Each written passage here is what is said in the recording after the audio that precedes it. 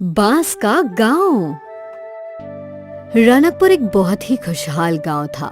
यहाँ के लोग बहुत ही सीधे और मेहनती थे। ज्यादातर गांव वाले खेती करते थे। अरे भाई संजीव, कल तेरे खेत पूरे जुते नहीं थे।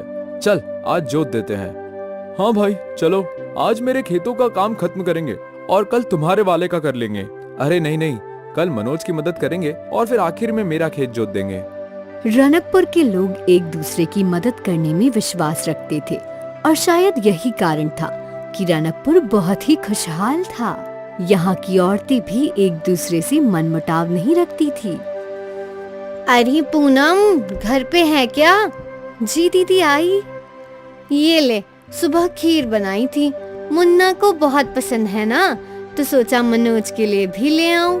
तेरे ब्याह से पहले वो अक्सर मेरे घर खीर खाने आता था। उसे मेरे हाथों की खीर बहुत पसंद है। बहुत अच्छा किया दीदी, एक मिनट ठहरिए। पूनम भीतर गई और कुछ लेकर आई। कल मैं बाजार गई थी और वहाँ मुझे मुन्ना के मनपसंद बताशे मिले। आप उसे ये दे दीजिए। ठीक है। गांव के बुजुर्गों को अपनी परवरिश पर नाज था। हमारा गांव कितना खुशहाल है, होगा कैसे नहीं। ये सब हमारे संस्कार है। अब वो तो है, बच्चों में आपस में इतना प्रेम है कि ये सब एक साथ एक ही परिवार की तरह रहते हैं। हाँ, एक बड़ा परिवार, रनकपुर परिवार। कहते हैं ना, खुशियाँ ज्यादा दिन नहीं टिकती, और इनके साथ भी यही हुआ। एक रात तेज आंधी चलने लगी। आंधी के साथ तूफान चल पड़ा। गांव वाले डर गए। बचाओ, कोई मुझे बचाओ। जगह जगह पेड़ और घर गिरने लगे। सबको गांव के मंदिर ले आओ, अब भगवान ही हमारी रक्षा करेंगे। गांव के मर्द सभी को मंदिर तक ले जाने लगे। गांव का मंदिर बहुत ही पुराना था और ये मंदिर एक गुफा के अंदर बना था। बाहर हो रहे आंधी तूफान का मंदिर पर कोई असर नहीं था। गांव के सारे लोग मंदिर के अंदर सुरक्षित थे। लगातार कई घंटों तक आंधी तूफान थमा नहीं। एक एक करके गांव के सारे घर जमींदोज हो गए। अगली सुबह जब आंधी थम गई तो गांव वाले गुफा वाले मंदिर से बाहर आए और अपने गांव की हालत देखकर रो पड़े। हे भगवान, ये क्या हो गया? तुझसे हमारी खुशी नहीं देखी जाती क्या भगवान? अब हम क्या करेंगे? क्या कर सकते हैं? एक बार फिर सब चीजों को शुरुआत से शुरू करना पड़ेगा। लेकिन हम खाएंगे क्या? हमारी तो फसल ही बर्बाद हो गई। भगवान हमारी मदद करेंगे। हम यूं ही हार कर नहीं बैठ सकते। हमें खुद ही अपनी परिस्थिति बदलनी होगी। हाँ बेटा, हम सबको मिलकर एक बार फिर से रनकपुर बनाना होगा। गांव वाले चिंतित थे, पर वो जानते थे कि अब उन्हें एक दूसरे का साथ देना होगा। मुन्ना, तुम खेतों में जाकर देखो, जो कुछ भी बचा हो वो समेट लो। मैं और संजीव जंगल जाते हैं। हमें सर पर छत बनाने के लिए लकड़ियाँ लगेगी। हम औरतें भी खाना बनाने की चीजों का इंतजाम करती हैं।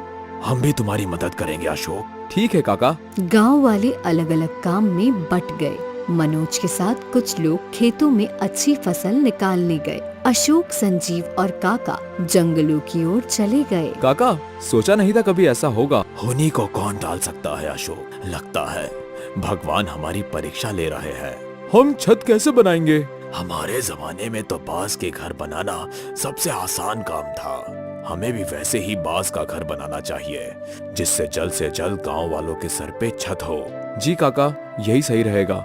और इस जंगल में बांस के पेड़ भी हैं। मुझे पता है वो कहाँ हैं। अशोक उन लोगों को बैम्बू के पेड़ों के पास ले आया।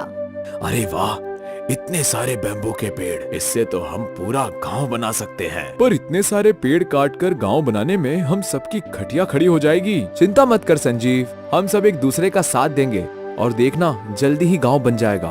तीनों ने मिलकर बैम्बू काटने का काम शुरू किया। बैम्बू मोटे मोटे थे, जिन्हें काटने में उन तीनों के पसीने छूट रहे थे। एक बैम्बू काटने में इतनी मेहनत, बाप रे। अभी मैं काटता हूँ, तू थोड़ा आराम कर। ठीक है। वो लोग बारी बारी बैम्बू काट रहे थे। कई घंटे बीत गए, पर अब तक कुछ ही बैम्बू काट पाए थे। थोड़ी देर में अंधेरा होने वाला है। वो आखिरी मोटा वाला बैम्बू काटते हैं और फिर गांव लौट चलते हैं। ठीक है काका। तीनों मिलकर एक मोटा वाला बैम्बू काटने लगे। तीनों थके हुए थे पर फिर भी अपनी पूरी ताकत से बैम्बू काट रहे थे। बैम्बू आधा ही कटा था कि उसमें से खून बहने लगा। ये क्या? रुको! उन लोगों को किसी औरत के रोने की आवाज आने लगी। मुझे मत काटो, मुझे दर्द हो रहा है। क्षमा कीजिए, हम किसी को नुकसान नहीं पहुंचाना चाहते थे। तूफान में हमारा गांव बर्बाद हो गया। बस घर बनाने के लिए बांस काटने आए थे। हमें क्षमा कर दीजिए। तभी उनके सामने बांस की देवी आई। बांस की देवी के तेज से जंगल प्रकाशित हो गया। देवी ने सबसे पहले उस बांस के पेड़ को ठीक किया। खून बहना बंद हो गया और रोने की आवाज भी थम गई। क्षमा कर दीजिए देवी, हमें पता नहीं था। रोने की आवाज सुनकर तुम लोग थम गए। इससे तुम अच्छे इंसान हो ये साबित होता है। ये कोई आम बांस का वृक्ष नहीं है, बल्कि ये जादुई बांस का वृक्ष है। जब तक ये वृक्ष इस जंगल में है, इस जंगल का संतुलन बना रहेगा। अच्छा हुआ हमने इसे पूरा नहीं काटा, वरना हमसे बहुत बड़ा पाप हो जाता। वैसे तुम इस जंगल में क्यों आए हो? कोई कभी यहाँ बांस काटने तो नहीं आता? हमारी मजबूरी है। कल रात के आंधी तूफान में हमारा गांव तहस नहस हो गया। रहने के लिए सर पर अब छत नहीं है, इसलिए हम बांस की लकड़ियां लेने यहाँ आए थे। मैं तुम्हारी ये समस्या सुलझा सकती हूँ। तुम्हें जितनी बांस की लकड़ियाँ चाहिए, वो हर दिन सुबह तुम्हारे गांव के बाहर तुम्हें मिलेगी। पर तुम्हें मुझे एक वचन देना होगा कि तुम इस जादुई बांस के पेड़ और इस जंगल के रहस्य के बारे में किसी को नहीं बताओगे। हम वचन देते हैं। तीनों ने बांस की देवी को वचन दिया और वहाँ रखी बांस उठाकर अपने गांव लौट आए। अगली सुबह जब वो उठे तो गांव के बाहर ही ढेर सारी बांस की लकड़ियाँ थी। इतनी तो हम भी नहीं काट सकते थे। धन्यवाद बांस की देवी। और फिर गांव वाले मिलकर बांस से घर बांधने लगे। सभी लोग एक दूसरे की सहायता कर रहे थे। ये लो दादी माँ, तुम्हारा घर तैयार है। भगवान तुम लोगों का हमेशा भला करे बेटा। एक एक करके सभी के घर तैयार हो गए। गांव वाले बहुत खुश थे। सोचा नहीं था कि समस्या से इतनी जल्दी उभर पाएंगे हम। ये सब सारे गांव वालों की मेहनत से हुआ है। उस दिन गांव वालों ने उत्सव मनाया और फिर अपने अपने घर में जाकर सो गए। रात को फिर से तेज आंधी बहने लगी और तूफान भी लौट आया। हे भगवान, ये क्या अनर्थ कर रहा है? एक बार फिर हमें बेघर करना चाहते हो क्या? हे भगवान, क्या ये बांस के घर इस आंधी तूफान को झेल पाएंगे? मुखिया जी ने घर से बाहर झांका तो बाहर तो तेज आंधी तूफान थी, पर बांस के घर को कुछ नहीं हो रहा था। ये कैसे संभव है? इन बांस के घर पर तो आंधी तूफान भी विफल हो गए। इसका राज बस 3 लोगों को पता था, अशोक, संजीव और काका। तूफान थमने के बाद गांव वालों ने उन तीनों से पूछा, आखिर माजरा क्या है? इन बांस के घर को कुछ नहीं हुआ। इन बांस के घरों के सामने आंधी तूफान भी फीके हैं, पर इसका राज हम बता नहीं सकते। हमने वचन दिया है। आप लोगों को बस यही बोलेंगे कि जब तक हम इन बांस के घरों में रहेंगे, हम सुरक्षित हैं। ठीक है, अब हमें चिंता करने की कोई जरूरत नहीं। रनकपुर एक बार फिर खुशहाल गांव बन गया था।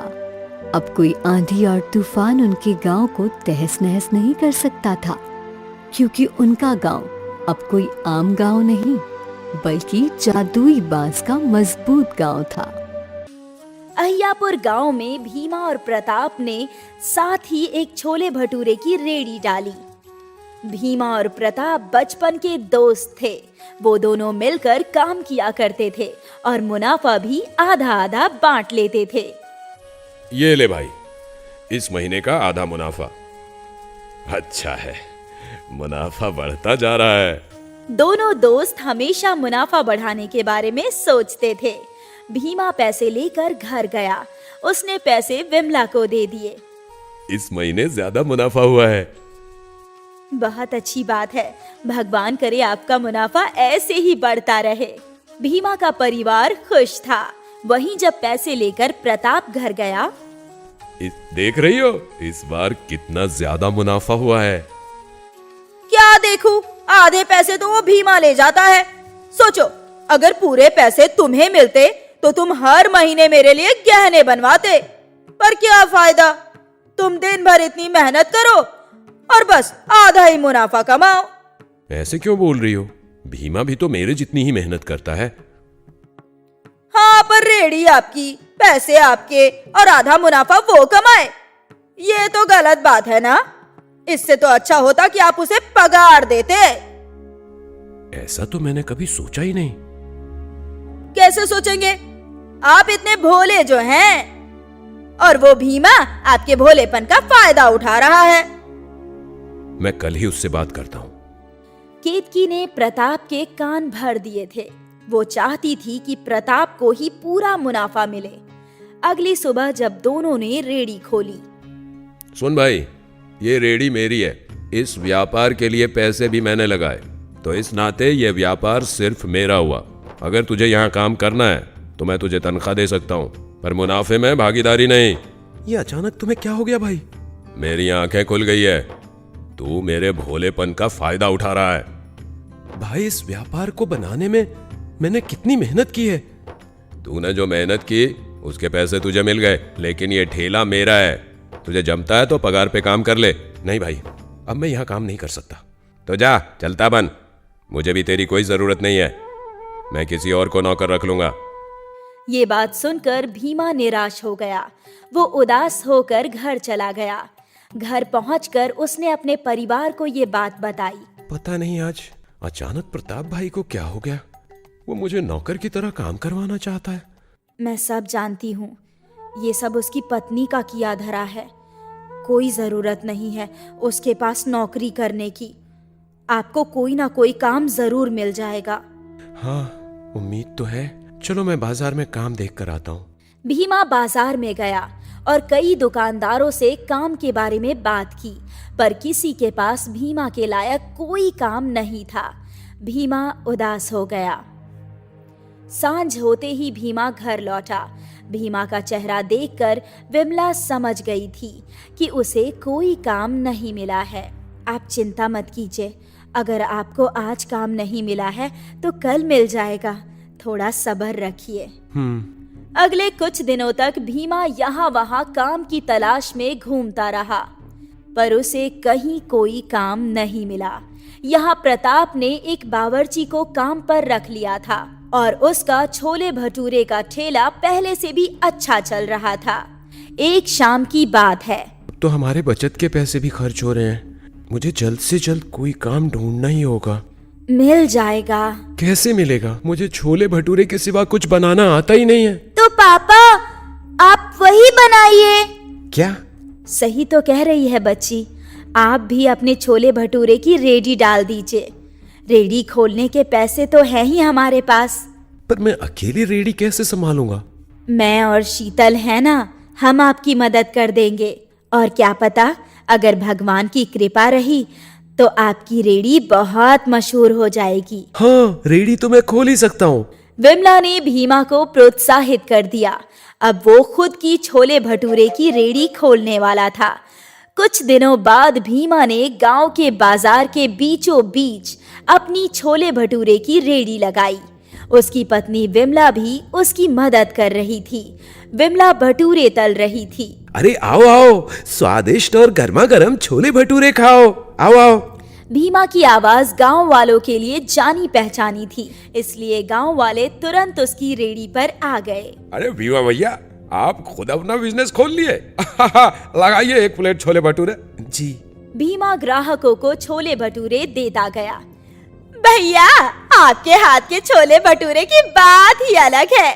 हम तो ये स्वाद मिस कर रहे थे। भीमा खुश था कि गांव वाले उसके ठेले पर छोले भटूरे खा रहे थे, पर ये बात जब प्रताप को पता चली। अच्छा, तो अब ये मेरा धंधा खाना चाहता है। अब इसे बताता हूँ मैं। प्रताप ने छोले भटूरे का दाम 30 रुपए से घटाकर 20 रुपए कर दिया। अब सारे गांव वाले यहीं आएंगे। अब आएगा मजा। प्रताप के दाम घटते ही गांव वाले उसकी रेडी पर जाने लगे। प्रताप का प्लान काम कर रहा था।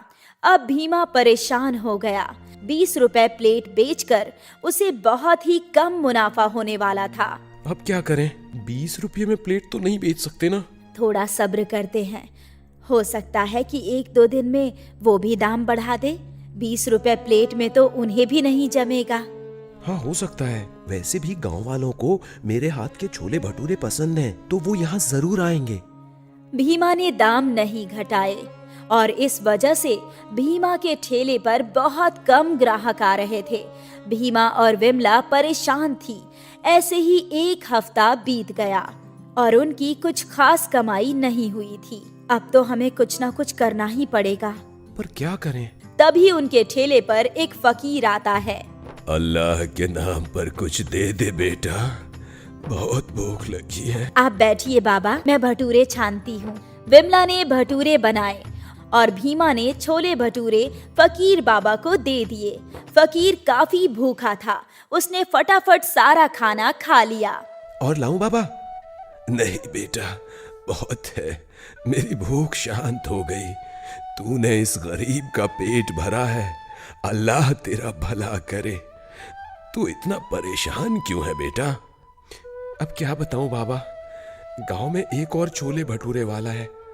उसने छोले भटूरे का दाम घटा दिया और सारे गांव वाले वहीं जा रहे हैं। मुझे लग रहा है ये धंधा बंद करना पड़ेगा बाबा। चिंता मत कर, ऐसा कुछ नहीं होगा।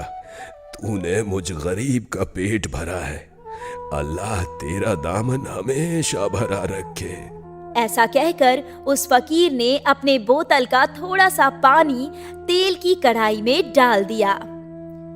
आपने तेल में पानी क्यों मिलाया बाबा? ये कोई ऐसा वैसा पानी नहीं है, जादुई पानी है। अब से तू जो भी इस कढ़ाई में बनाएगी उसका आकार बड़ा हो जाएगा। विमला ने एक भटूरा तेल में डाला और डालते ही वो भटूरा कढ़ाई जितना बड़ा हो गया। हे भगवान! इससे तेरी सारी परेशानियां सुलझ जाएगी बेटा। अल्लाह मालिक, मैं चलता हूँ। फकीर बाबा विमला और भीमा को आशीर्वाद देकर चले गए और बड़े बड़े भटूरे देखकर गांव वालों की भीड़ लग गई। इतने बड़े भटूरे मैंने आज तक कभी जिंदगी में नहीं खाए। भीमा ने दाम बढ़ाकर 50 रुपए कर दिए। फिर भी ग्राहकों की भीड़ बढ़ती ही जा रही थी और यहाँ प्रताप अपने नौकर पर चिल्ला रहा था। अबे, उस भीमा की तरह बड़े बड़े भटूरे बना। मालिक, मैंने बहुत कोशिश की पर बन ही नहीं रही। मुझे नहीं पता, तू कुछ भी करके बना वरना तुझे काम से निकाल दूंगा। प्रताप के नौकर ने बहुत कोशिश की पर उसके बड़े भटूरे फूलते ही नहीं थे। धीरे धीरे प्रताप के ठेले पर ग्राहक कम हो गए और भीमा के ठेले पर बहुत ग्राहक बढ़ गए। दूर दूर से लोग भीमा के बड़े छोले भटूरे खाने आने लगे। भीमा मशहूर हो गया और अमीर भी। अब उसके दोनों बच्चे इंग्लिश मीडियम स्कूल में पढ़ाई कर रहे थे।